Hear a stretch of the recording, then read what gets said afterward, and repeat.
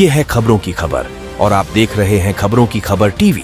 औज़ुबिल्लाहि मिनश्शैतानिर्रजीम, बिस्मिल्लाहिर्रहमानिर्रहीम, अस्सलामु अलैकुम वरहमतुल्लाहि वबरकातुहू। मैं ओखला और मुस्तफ़ाबाद की विधानसभा की आवाम का बेहद शुक्रिया अदा करता हूँ कि आप तमाम ने मिलकर शिफाउर रहमान के लिए और ताहिर हुसैन साहब के लिए आपने अपने वोट का इस्तेमाल किया। मैं आपका बेहद शुक्रगुजार हूँ कि आपने बड़ी मेहनतें की। मैं तमाम मजलिस के अराकीन का, जनाब शिफाउर रहमान के साथियों का, उनके फैमिली का, ताहिर साहब के फैमिली का और ख़ास तौर से शिफाउर रहमान और ताहिर साहब के शरीक हयात का और ताहिर साहब के 20 साला नौजवान फर्जन का, इनका भी बेहद शुक्रिया अदा करता हूँ कि इन्होंने बड़ी मेहनत की, जस्तजू की। मैं शुक्रगुजार हूँ इम्तियाज जलील साहब का, जो वहाँ के सेंट्रल ऑब्जर्वर थे इन दोनों असेंबली कॉन्स्टिट्यूंसीज के, शोएब जामाई साहब का। नतीजा जो हम चाह रहे थे नहीं आया है, मगर मुझे यकीन है कि हम तमाम के हौसले बुलंद हैं और बुलंद रहेंगे और इंशाअल्लाह ताला हम अपनी इस लड़ाई को जारी रखेंगे। जमहूरियत हमको इस बात की इजाज़त देती है कि हम अपने पसंद के उम्मीदवारों को उतारें।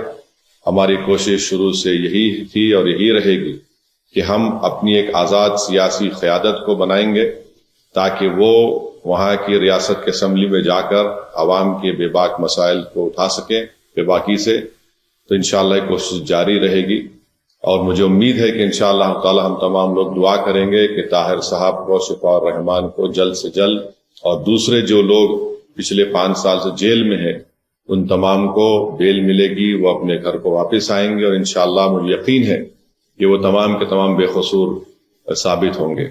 मैं एक बात अवाम और नास को बताना चाहता हूँ कि नतीजे आने के बाद आप देख रहे हैं कि जो लोग अपने आप को बड़ा सेकुलरिज्म के दावेदार कहते थे, वो दोनों सियासी पार्टियां आज एक दूसरे पर बी टीम का इल्जाम नहीं लगा रही हैं।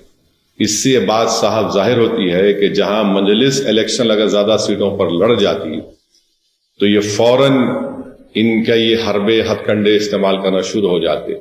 अब जब दोनों लड़कर हार गए बीजेपी के खिलाफ तो इनमें बड़े ही महज़िब तरीके से अदब के दायरे में रहकर एक दूसरे को तनकीद कर रहे हैं। तो ये लोग बेनिकाब हो रहे हैं कि कैसे मजलिस जब आपकी क़यादत को, आपकी एक आवाज़ को उठाने की बात करती है, हिस्सेदारी की बात करती है, तो इन सब के पेट में दर्द शुरू हो जाता है। बहरहाल हम अपनी कोशिशों को जारी रखेंगे। हमारी कोशिश यही रहेगी कि ओखला और मुस्तफ़ाबाद में विकास और तरक्याती का काम मुकम्मल हो, वहाँ के अवाम के बुनियादी मसाइल हल हो और हम इसके लिए कोशिश करते रहेंगे। मैं आप तमाम का बेहद शुक्रिया अदा करता हूँ और हमने मेहनतें की। अल्लाह हमारी इस मेहनत को, कुर्बानी को ज़रूर कबूल करेगा और इंशाअल्लाह आने वाला कल हमारा होगा। बहुत बहुत शुक्रिया।